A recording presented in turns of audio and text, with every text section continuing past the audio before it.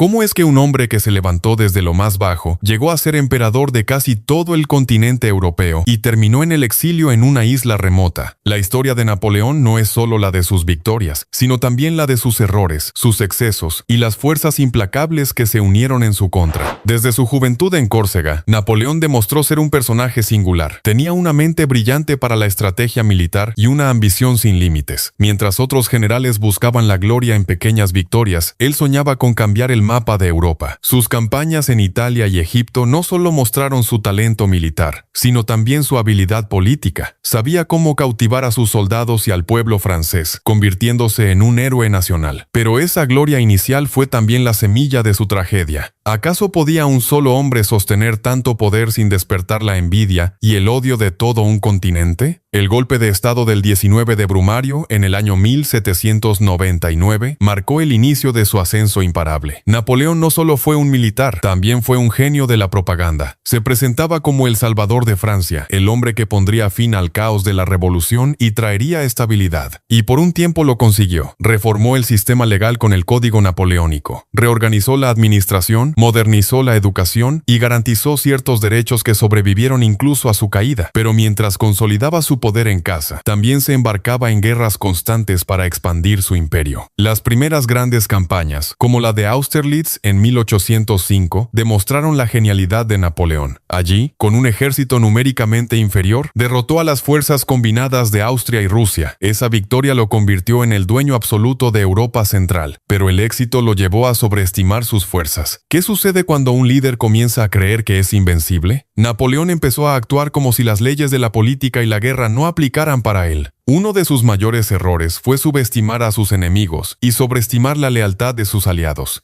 Su intento de asfixiar económicamente a Inglaterra resultó desastroso. Los países europeos sufrían más que los propios británicos, y muchos empezaron a resistirse en secreto a su control. Portugal, España y Rusia desafiaron el bloqueo, lo que arrastró a Napoleón a guerras que drenaron recursos y hombres. La guerra en España fue un verdadero infierno para los franceses. En 1808, Napoleón invadió la península ibérica para imponer a su hermano José en el trono español, pero no esperaba la feroz resistencia del pueblo español, apoyado por guerrillas que hostigaban sin descanso a los invasores. Inglaterra, bajo el mando de Wellington, aprovechó la situación para intervenir. La llamada Guerra de Guerrillas se convirtió en una pesadilla para los ejércitos napoleónicos y marcó un precedente en la historia militar. ¿Puede un ejército poderoso ganar una guerra contra un pueblo entero decidido a resistir? España fue el principio del fin para el emperador, pero el golpe definitivo vino con la campaña de Rusia en 1812. Napoleón reunió al ejército más grande que Europa había visto hasta entonces, más de 600.000 hombres. Su objetivo era castigar al zar Alejandro I por abandonar el bloqueo continental. Al inicio, parecía que nada podía detenerlo, pero los rusos emplearon la táctica de tierra quemada, retirándose y destruyendo todo a su paso. Cuando Napoleón llegó a Moscú, esperaba una rendición, pero encontró una ciudad en ruinas, sin suministros y con el invierno ruso azotando. La retirada se convirtió en una tragedia. De aquel gigantesco ejército apenas sobrevivió una fracción.